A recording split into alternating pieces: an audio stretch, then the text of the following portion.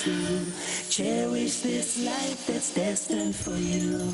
Live your life with kindness and care. Remember, Allah will always be there, be there. Nikahun mubarakun, mubarakun. Zawajun mubarakun, mubarakun. An-nikahu min sunnati. Alhamdulillah, wassalatu wassalam, ala rasulillah, wa ala alihi ashabi ajmain, amma ba'd. A'udhu billahi minash shaitanir rajim. Bismillahir rahmanir rahim.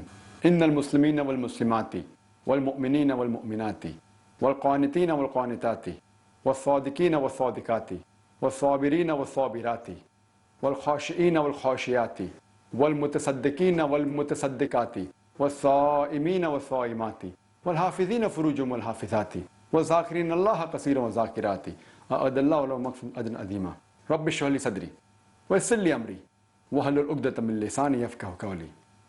I welcome all the sisters with the Islamic greetings. Assalamu alaikum wa rahmatullahi wa barakatuh.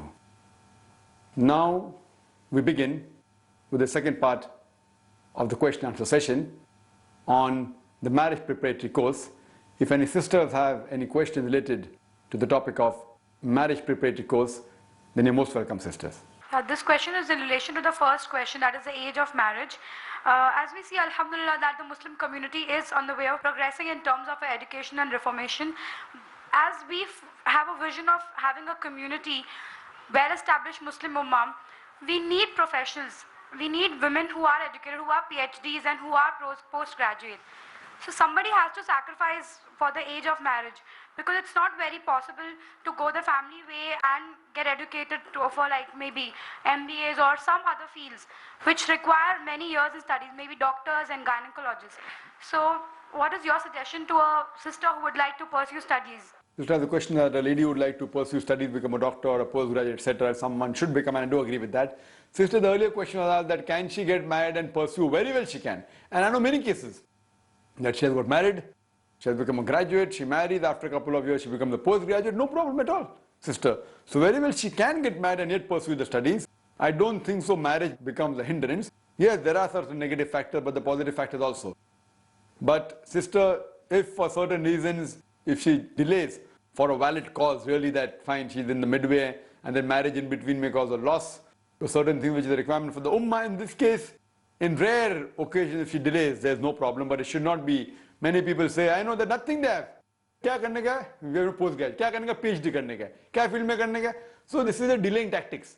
So she is basically, she doesn't want to get married and she says she wants to get postgrad. What? MSc. What's your main aim in life? No goal only. Okay, after she did a graduation, now she post-graduation. After post-graduation, then PhD. Where are you going PhD? I want to go out of town to do PhD. For what? I mean, this is just nonsense. Escapism it is. And we find several such cases. Therefore, personally, I discourage. There may be a few exceptional cases, but the moment I say few, everyone thinks that they fall in that category. So unnecessary delaying is not required. You can very well do a post-graduation even after getting married. And everyone waits for the Prince Charming, you know.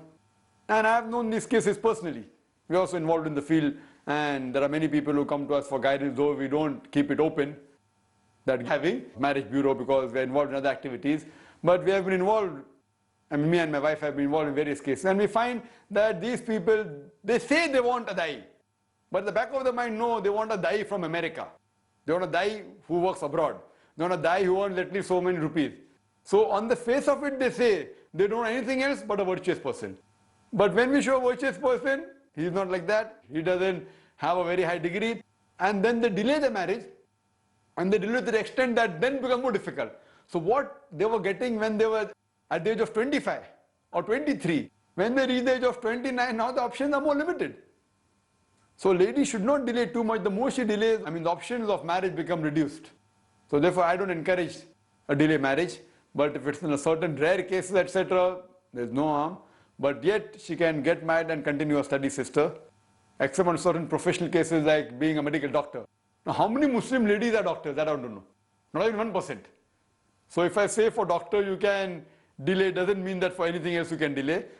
But even, I have known many cases where Muslim girls, did the MBBS, got married, and then they continue the post-graduation. Leave aside Muslims. There are many non-Muslims who do that. So as far as the medical practice is concerned, if you wait till graduation, that become an MBBS. So the age of an MBBS on average, it comes to 21, 22 years, sister. Because you finish SSC at the age of 15, plus 2 is 17, plus 4.5. That is 21.5, sister. Internship is 1 more year. So once you get married, internship is very easy. So even if a lady becomes a doctor, yet she can marry at the age of 21.5, sister. There's no problem. Or maximum 22.5.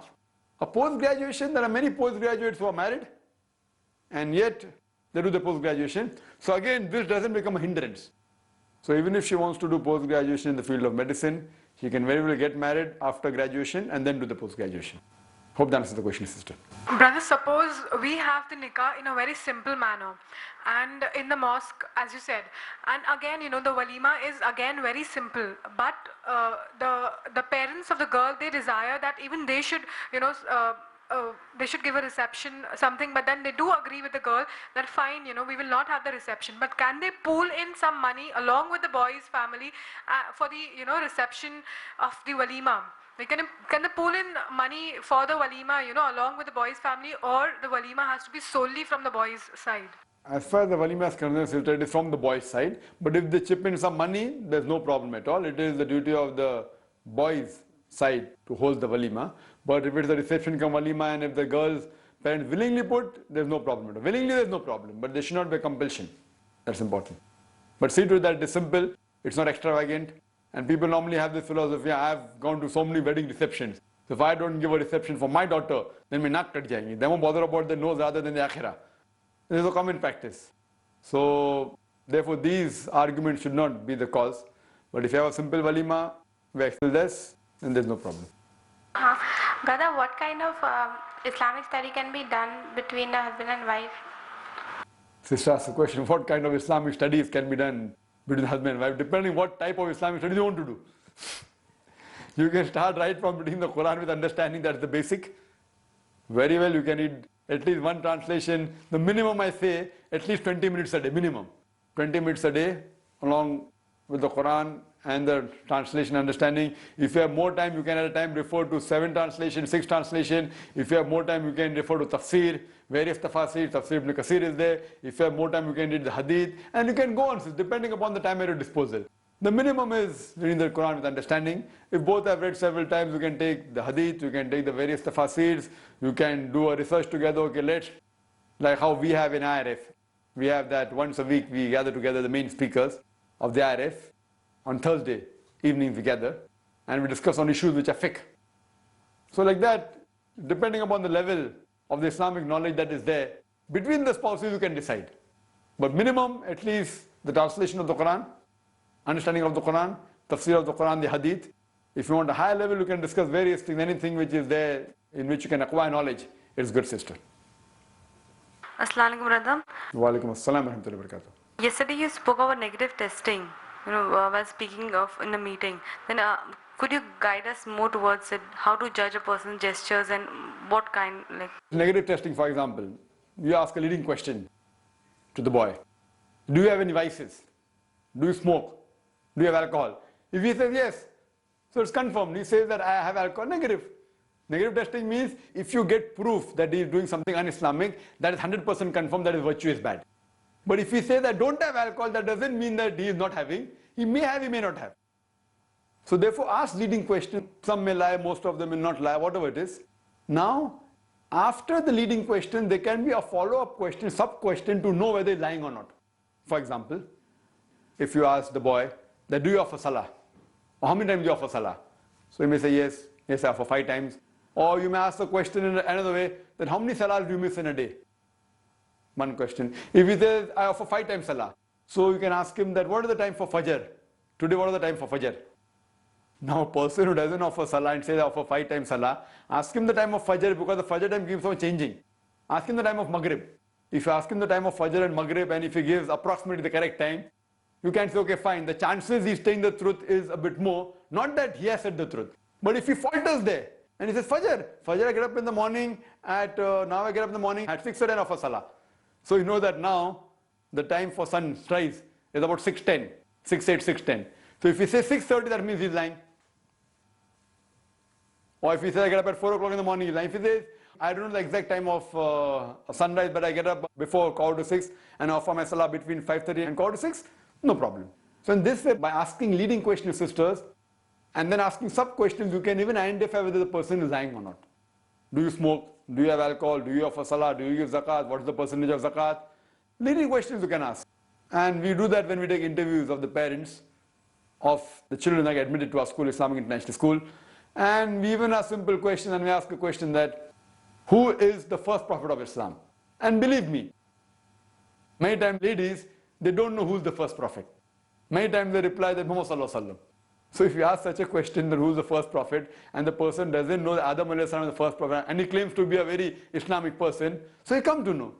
Many a time people feel offended, and there was a person who had done a dawah training course, and he was looking for a good wife, and then we did introduce to the parents of both the girl and the boy. After that he comes and tells me, you know Zakir bhai, that girl asked me, do I smoke? I said, why? Asking me after you gave recommendation. I said, yes. I said, how come she asked that? I said, we trained them to ask that question. Even if someone has to get married to my brother, who's my brother, even if it's the recommendation of Dr. Zakir Naik, you have to ask leading question. You're shocked. They have to be trained to ask leading question, and a person who feels bad, how could she ask me? And a good person, a good guy will say, wow, what a good girl. I mean, she's an Islamic girl. She wants to know whether I smoke or not. And when I said no, I got extra point. So that means a good person who has Islamic knowledge will be happy that a girl is asking him whether do I smoke or not, do I drink or not, do I date or not, do I have girlfriends or not. You know, so these questions actually are leading questions. Many times, how can I ask such a thing? It's so insulting. I mean, it's better if he feels insulted on day one and not marry the person rather than live life with the person who you don't know that he's not compatible to you.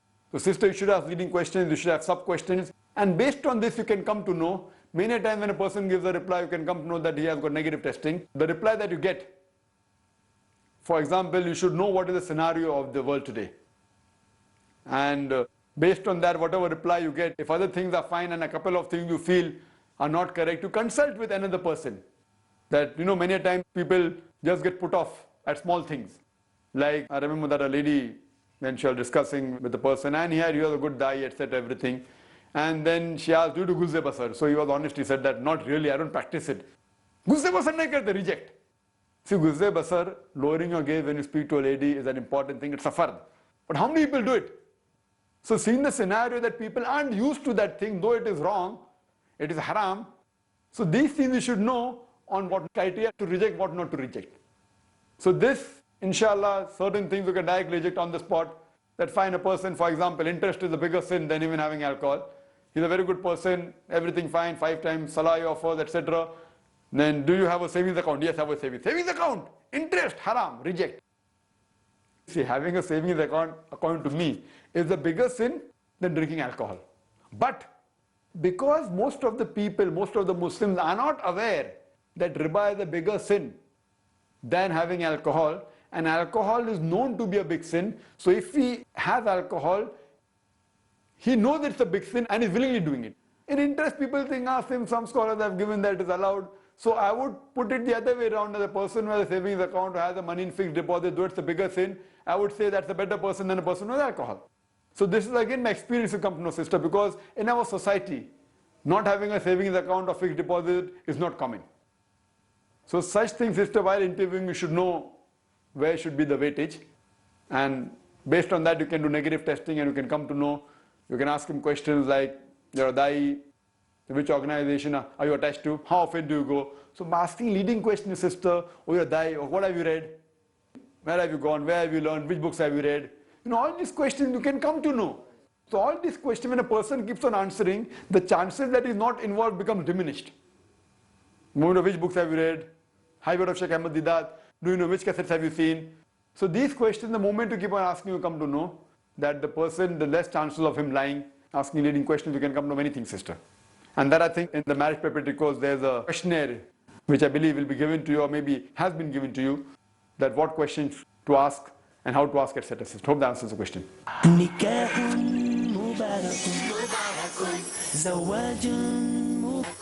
we have the next question? Assalamu alaikum. Wa alaikum assalam wa rahmatullahi wa barakatuh. do I have to give back my meher if I want a divorce? And if yes, then why? And what if I have spent it and I have no money? Sister has a question that if she wants a divorce, should she give back the meher amount and why? And if she has spent, what should she do? The requirement, sister, is that if you take a kola, if the husband gives the wife a divorce, then the meher doesn't have to be returned. In fact, if he has not paid any dues, any balance amount of meher is pending, he should give that. That's compulsory. But if she demands divorce, it's known as kola. If she goes to a qazi and says that the husband is ill-treating me, etc., then the qazi decides that it's completely the fault of the husband, then do not give back the meher. Or the qazi may say give 25% back or 50% back or completely back. So that the qazi who does nikah, fask, nullification of marriage, he decides. But if you voluntarily want that the husband is very good, he has given me all the rights, etc., but I want to part, and you request that please give me divorce, give me kula, and he gives it to you. Now why should you return back? Because maybe the amount is 2 lakh rupees or 5 lakh rupees. Now once he parts from you, he'll have to find a new wife. So if you are parting, so he has to give new meher. Not that, okay, I've already given the meher to my ex-wife and she has left me, so for you I won't give a meher. So since the meher will have to be given, Allah subhanahu wa ta'ala does not want to put a burden on the husband. So for that, if the woman wants a divorce for her reasons, for no fault of the husband, so in that case, it's the duty she gives back the complete meher. Then if the husband says, no problem, I've got enough money, I don't want to give back, that's a different question. But then she has to give back because additional burden should not be put. Because when a marriage breaks, people think only the wife goes in loss. Actually, if a marriage breaks, a bigger loss Islamically for the husband.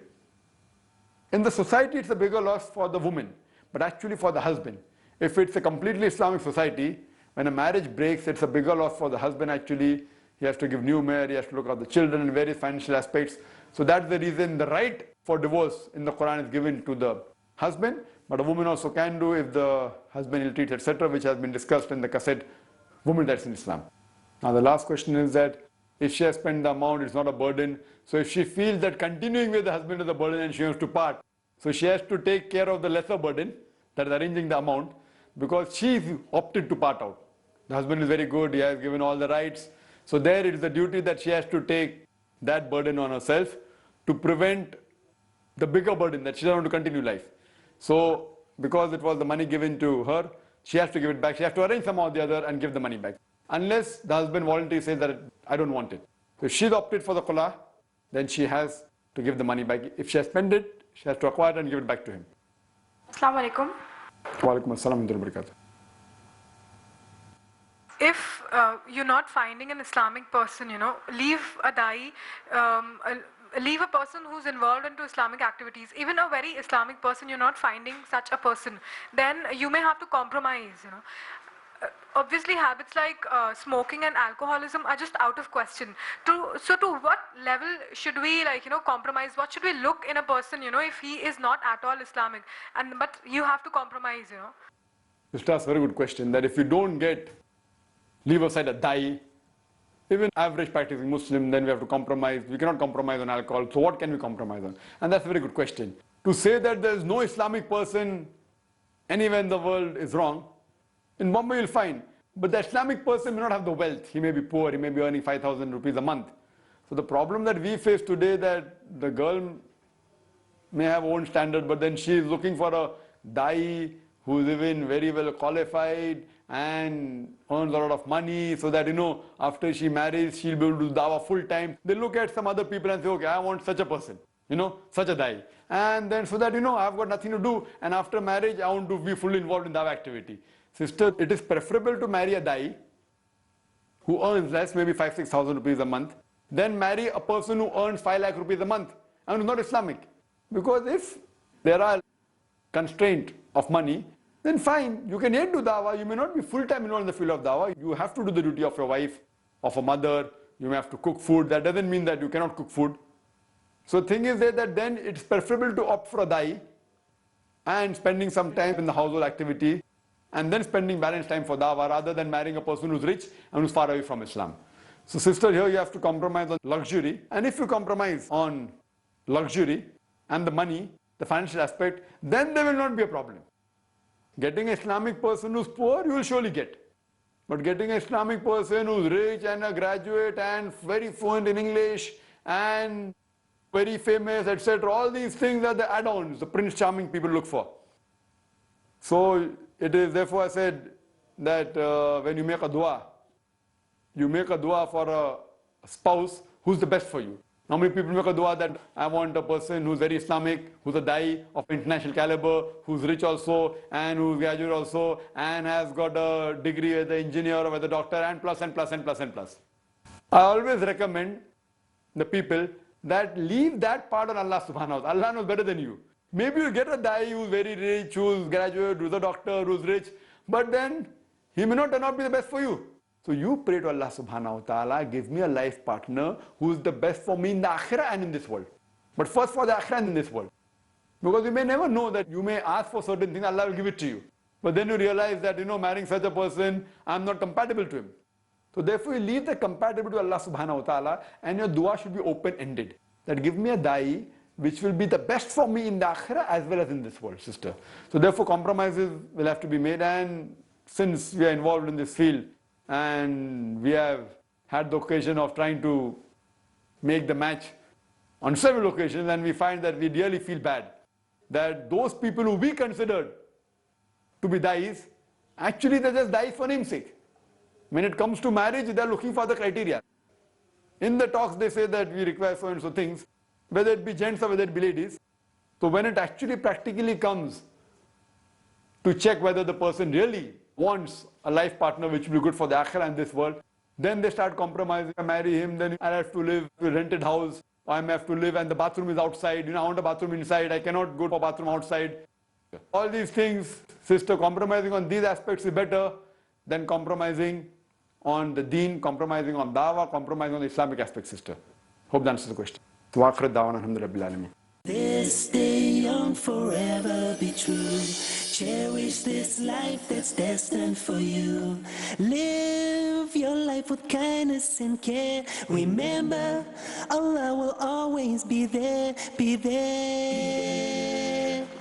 Nikahun mubarakun, mubarakun. Zawajun mubarakun, mubarakun. An-nikahu min sunnati. ما قال النبي هو الصحيح. نكاح مبارك مبارك نكاح